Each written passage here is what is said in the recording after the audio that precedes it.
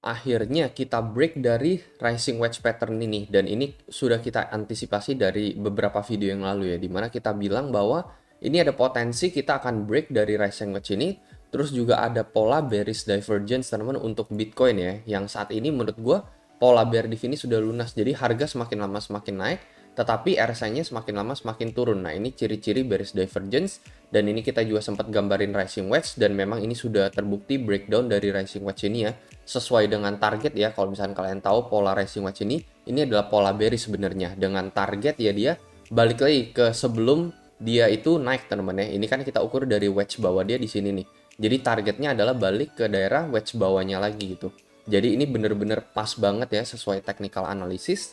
Kita menyentuh target di daerah bawah kurang lebih 20.400. Ini kita gambar dari support bawah rising wedge ini ada di sekitar 20.300. Bener-bener tepat banget gitu ya target dari rising wedge ini serta target dari bearish divergence ini.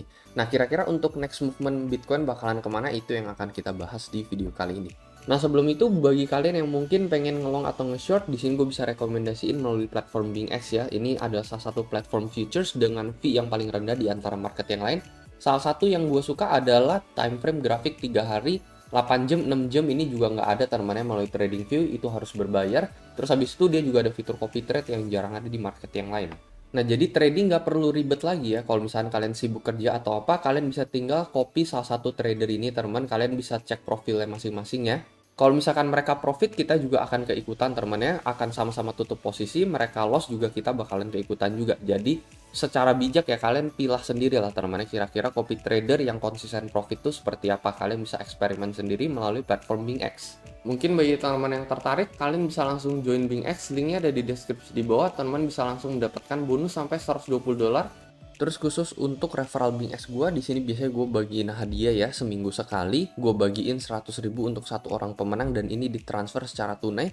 Syaratnya gampang banget, kalian tinggal aktif chat di dalam grup ini dan kalian bisa join grup ini melalui link di deskripsi. Nah, saat ini Bitcoin sudah kembali rebound ya. Apakah ini akan menjadi the start of the next leg wave 5 teman-teman ya untuk Elliott wave dari segi besarnya? Jadi wave 3 ini, correction wave 3 ini hanya sampai 20.400. Lalu kita lanjut ke next wave 5 kita, yaitu berada di mentok 25.000. Ya, kita nggak bisa tahu exactly entah di 23 atau 24 gitu ya, atau di daerah 25 ini mentoknya, karena ini ada resist di tanggal 14 Agustus yang berperan sebagai resist yang sangat amat kuat, karena kita retest 25.000 ini sebanyak 4 kali di tanggal 11 Agustus, 13, 14, dan 15 Agustus. Makanya gue bilang ini adalah maximum amount of resistance yang bisa diperoleh oleh Bitcoin kalau misalnya memang kita menuju ke wave 5 tersebut. Nah, apakah saat ini Bitcoin memang sudah terkoreksi hanya sampai 20.400 saja? Kalau misalnya kita ukur dari Fibo bawah ke paling atas teman-teman, ini Bitcoin hanya terkoreksi sekitar 0.236 teman. Setelah itu saat ini kita sudah kembali rebound, di mana rata-rata sebelumnya atau target kita adalah 382. Jadi sebenarnya target kita di 19.600, tetapi Bitcoin hanya sempat turun sampai 20.400 ya, sempat sentuh 0,236 doang. Jadi perlu nggak sih kita memang harus menyentuh target kita di level 19.6 baru dia harus rebound kembali? Ya nggak tentu teman-teman ya, sekali lagi kita hanya bermain dengan probabilitas. Belum lagi sebenarnya rising wedge ini dan bearish divergence yang kalian lihat ini tuh udah lunas teman-teman ya. Jadi rising wedge mulainya dari area 23, habis itu naik sampai 21.6, lalu dia kembali dibanting ke level 24, itu berarti udah bisa dibilang ya rising wedge ini udah lunas. Lalu bearish divergence ini kalian lihat ini juga munculnya dari daerah ini ya, 20.200 sekian, habis itu naik sampai 21.600 bearish divergence.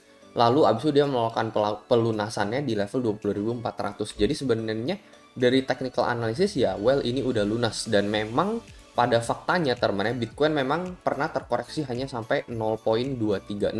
Misalkan kita let's say flashback di tanggal 30 September tahun 2021. Ini kata ukur dari paling bawah ke paling atas, ini koreksi hanya sampai 0.236 ya. Lalu setelah dia koreksi 0.236, dia langsung lanjut uptrend teman-teman sampai menyentuh level 67.000. Ini titik maksimalnya ya. Habis itu kalian bisa lihat langsung terbanting lagi. Jadi memang pada intinya ya, dia memang sempat hanya terkoreksi 236, lalu dia lanjut uptrend lagi, itu memang pernah terjadi. Terus ya bisa dikatakan yang kemarin itu kita memang mengalami koreksi, karena kalau misalnya kita ubah untuk Heikin Ashi Candle, nah ini kalian bisa lihat ya, ini sempat terjadi candle merah ya, ini sebelumnya candle hijau terus ya, jadi ini sebenarnya nggak dianggap koreksi, dan candle merah ini, satu candle ini ya ini bisa dibilang koreksi teman-teman. Candle merah yang satu ini pertama kalinya terjadi candle merah sepanjang dari tanggal awal Januari sampai saat ini, dan baru kali ini Heikin Ashi menunjukkan satu candle merah di tanggal 19 Januari kemarin. Jadi memang bisa dikatakan ya ini bisa dibilang ya valid koreksi ya 0,236 ini. Terus kalau misalnya kita balik ke candle utama kita teman, bisa jadi ya ini teman-teman ya kita nggak turun di bawah level 24 ini bisa jadi juga. Ketentuannya seperti apa? Ketentuannya ya kita harus break resist ini teman-teman ya di atas level 21.650. Kalau misalkan kita confirm break di atas ini, maka kemungkinan ada repeating pattern seperti ini ya. Dimana ya ketika dia koreksi 236 ini, kalian perhatikan ya, momen dimana dia break resist dia, langsung start off di uptrend lagi teman-teman ya, dari 40 sekian ribu sampai 57 ribu. Jadi memang targetnya adalah kita harus break di atas 216 ini, baru kemungkinan kita bisa lanjut next leg kita menuju ke level 25.000 ya. Jadi ya selama kita belum bisa break di atas 21.650 ini, ya kemungkinan ya hal seperti ini tuh nggak akan terjadi teman-teman ya. Jadi sejarah yang lalu sudah membuktikan, dan momen dimana kita break resist ini kita all the way langsung ke level 55.000, dan yang satu ini target kita ke level 25.000. Tetapi ya selama kita nggak bisa break di atas ya jangan berharap dulu ya.